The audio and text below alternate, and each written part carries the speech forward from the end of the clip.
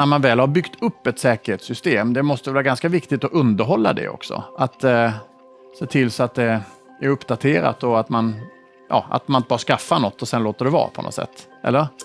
Det är precis så. Och jag tror att det är många företag och myndigheter och kommuner som har haft trisslotter. Det här med liksom att uppdatera systemen och att underhålla dem aktivt och snabbt, ja, men det har man kunnat slarvat lite grann med och man har glidit med det. Utslagna banker, affärer, myndigheter och sjukhus. Ja, cyberangrepp, det är någonting som vi har fått höra mer eller mindre dagligen sedan Rysslands krig i Ukraina. Och även innan dess faktiskt.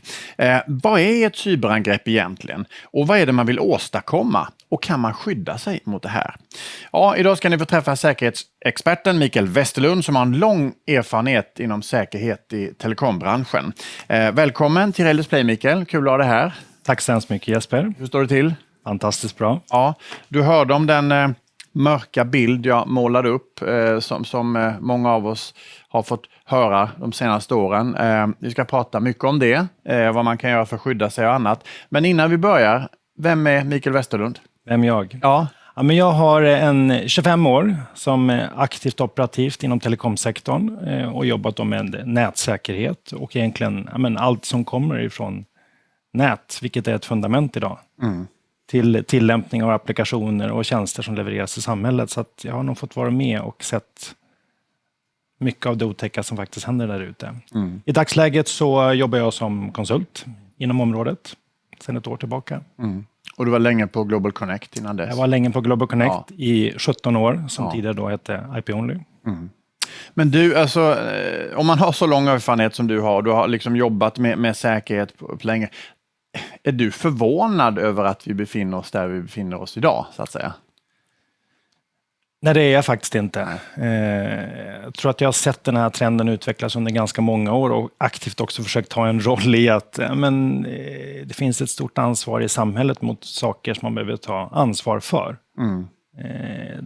Där vi kanske inte riktigt har tagit den framåtlutade rollen riktigt.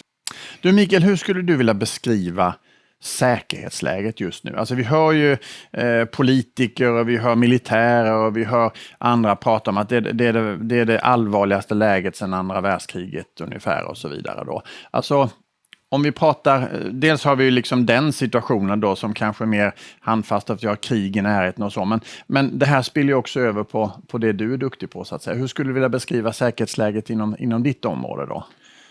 Ja, men jag tror så här, man kan ju dela upp alla de här sakerna i lite olika bitar. Och jag tror någonstans vi hade liksom en naturlig bit som har varit som cybersäkerhet liksom i stort. Det händer hela tiden. 2013 så hände det en massa saker. 2001 så hände det en massa saker. Och det fortsätter att hända grejer. Så att här har vi liksom ett naturligt brus som kanske ändå har... Ja, men det har blivit mer och mer påverkan på samhället när det är faktiskt någon som blir utsatt för en attack på grund av att vi har blivit mer digitala.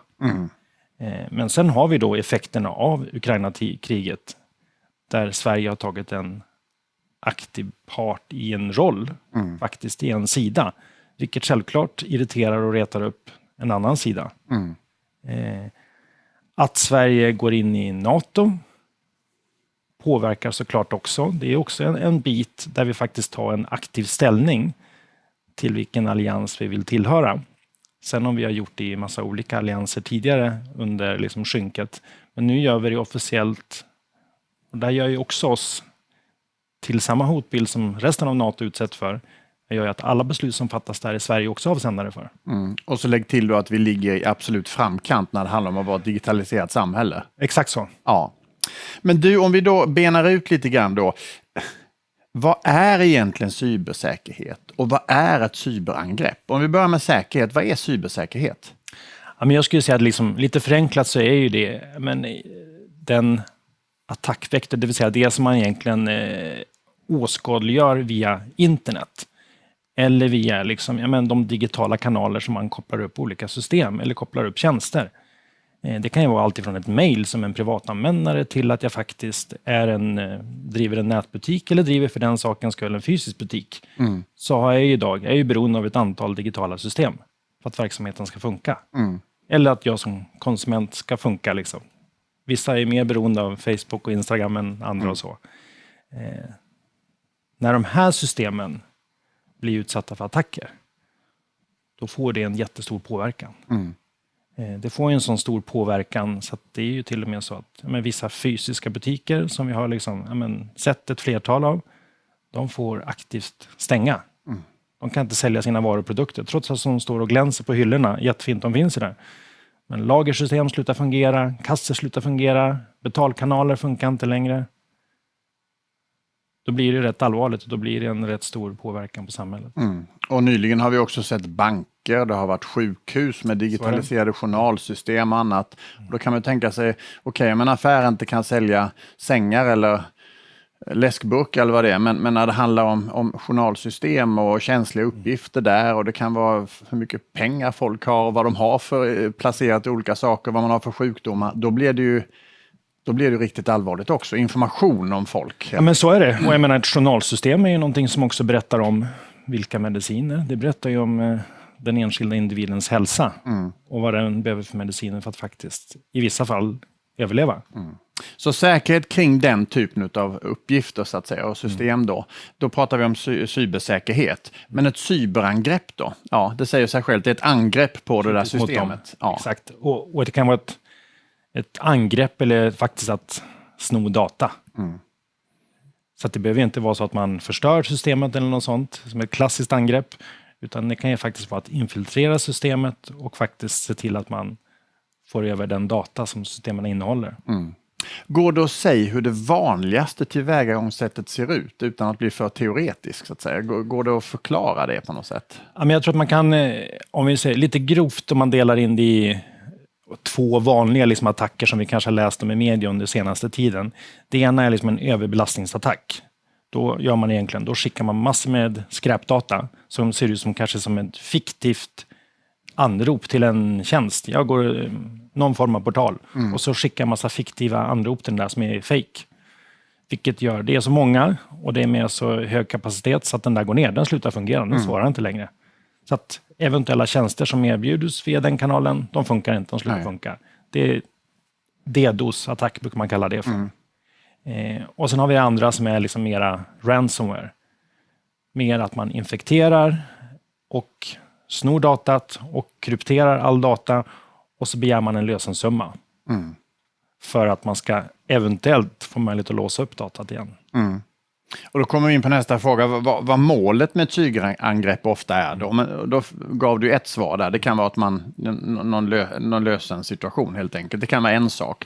Men det här när du pratar om att man överbelastar ett system. Vad är det man vill åstadkomma då? Ja, men jag skulle säga att det är väl, om man nu i de tiderna vi är inne i nu, så är det kanske mer vanligt att jag använder överbelastningsattacker för att kunna skapa en psykologisk osäkerhet i samhället. För att vi har någon som kan påverka systemen och kan se till att de slutar fungera genom ett knapptryck och kanske till och med genom en föravisering. Han säger att klockan 12 så kommer vi att sänka era system. Klockan 12 så slutar systemen att fungera. Det gör ju att man sitter ju, då skapar man en otrolig osäkerhet, för då vet man ju inte riktigt hur man ska verka och hantera det där. Medan den andra lösensumman, ja men då är det ju, det är pengar man vill åt. Även om det finns en liten annan lapp, det kan ju också vara så att det är någon som faktiskt finansierar och säger åt att rikta den här lösensumma-attacken mot den där parten, för vi skulle vilja plocka bort dem. Och då kommer vi in på vilka är det som sysslar med det här då? Alltså hackare, företag, stater, arméer. Alltså nämnde jag några stycken här. Vi nämnde några stycken. Ja. Och för att inte liksom ta med, ja men nu har vi liksom, gör ju hela bredden. Vi har ett stundande påsklov. Vi har uttråkade elever som kan beställa och använda enkla verktyg som man kan ladda ner alldeles gratis på internet. Och rikta allt emot skolsystem till att man är lite förbaskad på en lokal ICA-butik eller någonting. Så man kan rikta de här attackerna mot enklare graden, men det är fortfarande besvärliga att ta hand om. Men då snackar vi lite grann om hobbyhackare. Då har vi hobbyhackare, men fortfarande ställer till oreda liksom, och har alltid gjort. Så jag skulle liksom säga att man ska inte ta bort det, men vi har blivit bättre på att hantera det. Men det finns fortfarande där som ett brus som ställer till det. Men sen har vi de du går in på där egentligen det finns oändliga medel till att utföra attackerna. Och det är företagsliknande konstruktioner då på något sätt som sysslar med det. Absolut, och det kan ju verkligen, det kan vara så att det är kriminella hackergrupper, typiskt de här ransomware-avsändarna, de som krypterar data. Kriminella grupper som bedriver intrång i vinstsyfte. Och de har liksom ingenting med kriget i Ukraina och Ryssland eller vad det nu kan vara det, utan det där är rent kommersiella intressen då? Huvudkanalen brukar vara de kommersiella intressena, men det kan också finnas så att det är ju att många av de här grupperna har man ju lyckats spåra till att det är, man har ett ryskt säte. Sen om man vill spekulera i att det är lite sanktionerat, att man låter dem fortsätta verka så länge de riktar den här typen av kriminalitet utanför den egna bakgården, så är det okej. Men är det här en del, har cyberangrepp också blivit en del av modern krigsföring också idag? Absolut. Ja. Då kommer vi in på stater i så fall då också. Ja. Men så är det. Och jag tror att det är också ett kvitto på hur vi faktiskt röstar. Väldigt tydligt liksom hur vi i Sverige faktiskt bygger upp. Både för att hjälpa den privata och den offentliga sektorn. Och självklart är det ju också en del i faktiskt den statliga delen. Men jag tänker, om man tänker, alltså staten Sverige, så tänker jag myndigheter, regioner, kommuner, allt det här. Och sen har vi då hela företagsdelen, så det är egentligen två olika delar kanske. Men vi börjar med liksom det offentliga Sverige. Är vi duktiga där eller? Eller hur beredda är vi? Om vi tar så här, vi har kommun-Sverige. 290 kommuner tror jag vi landar på. Det är en otrolig spridning på storleken på kommunerna och vilka finansiella muskler de olika kommunerna har. Men de här IT-systemen som krävs för att kommunen ska fungera har de ju allihopa. Och förmågan då att kunna skydda och att kunna ta de finansiella musklerna för att bygga upp den säkerheten och de rutinerna, den är tuff för den lilla kommunen i det hela. Så att jag ska säga att där är det liksom, det är väldigt spretigt. Ju mer du kommer mot de stora, jag skulle säga att ju bättre blir det.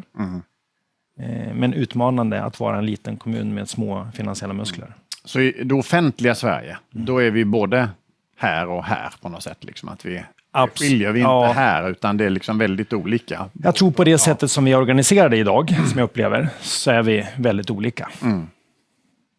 Om vi går in på liksom det privata då, alltså jag tänker företag och så vidare. Du nämnde ju tidigare att det kan vara så att man slår ut ett företagssystem. Man har massa prylar men man kan inte sälja dem och så vidare. Hur stort är intresset och medvetenheten om det här med cybersäkerhet idag bland företag skulle du säga? För det krävs ju en investering också. Det krävs en stor investering och det krävs att det kommer upp i ledningsrummet eller faktiskt ägarrummet i vissa fall.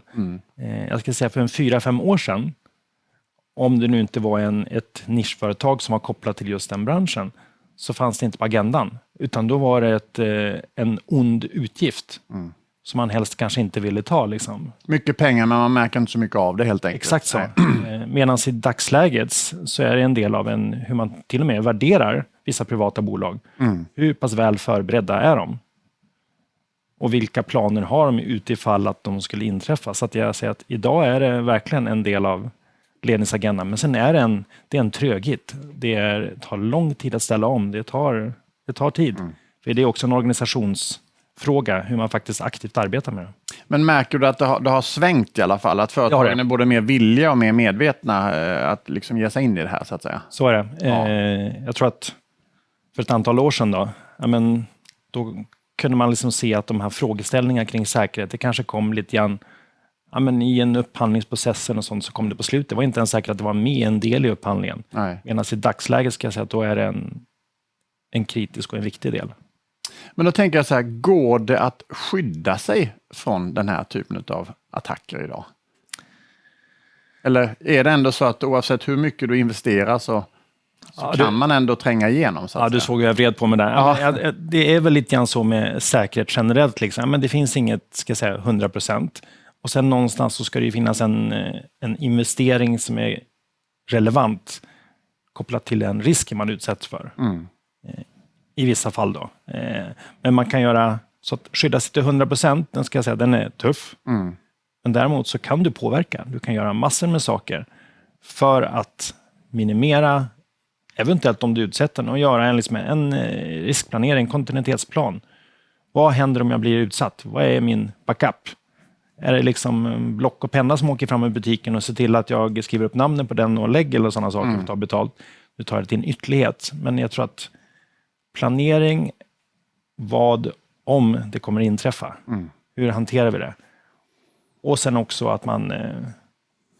den är viktig. Men hur tycker du att ett företag ska tänka idag då?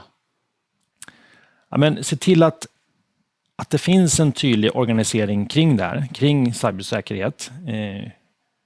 Och vilka risker är man faktiskt utsatta för? Att syna sig själv.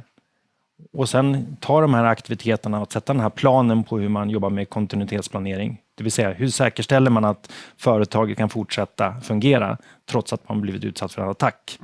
Eller eventuellt, om vissa saker slutar funka, vad är plan B? Och allt det där kan ju vara en pappersprodukt om man inte aktivt också övar på det. Och jag tror att då handlar det om att öva dels liksom ur ett systemperspektiv, men det handlar också om att utbilda användare, personal. Den är också viktig. Allt för många gånger sett när man nästan slås av, man gör lite fiktiva mejl och testar organisationen, vilka klickar på de här länkarna liksom. Man kan tycka att det är så fånigt, så dumt, men det finns fortfarande 1% som är att klicka på de här länkarna liksom. Och det räcker med att en gör det? Det räcker med att en gör det. Ja. Så är det fritt, då kan det öppna vägen för ett cyberangrepp. Ja, om man nu har de sårbarheterna så är det verkligen. Så lika väl som att öva på en fiktiv brand, att veta vad man ska ta vägen och samlas efter, så är det lika viktigt att öva på cybersäkerhet bland personalen. Så är det. Och jag menar, cybersäkerhet är ju, det är ju hela tiden ett rörligt materia. Den utvecklas, den evolveras, den byter skepnad. Så att det räcker inte med att jag gör brandsäkerhetsövningen check en gång per år. Nej. Utan jag ska säga att det gäller att få in det ett kontinuerligt öva. När man väl har byggt upp ett säkerhetssystem, det måste vara ganska viktigt att underhålla det också. Att se till så att det är uppdaterat och att man inte bara skaffar något och sen låter det vara på något sätt. Eller? Det är precis så. Och jag tror att det är många företag och myndigheter och kommuner som har haft trisslotter. Det här med liksom att uppdatera systemen och att underhålla dem aktivt och snabbt, det har man kunnat slarvat lite grann med och man har glidit med det. Och man kanske haft en klassisk modell där man har det kommit en uppdatering, så har man planerat in dem 10 dagar eller en gång i månaden. Men i dagsläget så är det ju så att skurkarna på andra sidan, de har en telefonkatalog på alla systemen, så de vet exakt vilka sårbarheter de har. Ibland innan tillverkarna, men oftast liksom minuter efter tillverkare av säkerhetssystem har basunerat ut att det här måste ni åtgärda. Så att det går inte längre att ha en sån här gammal strategi om att jag väntar och gör dem 10 dagar.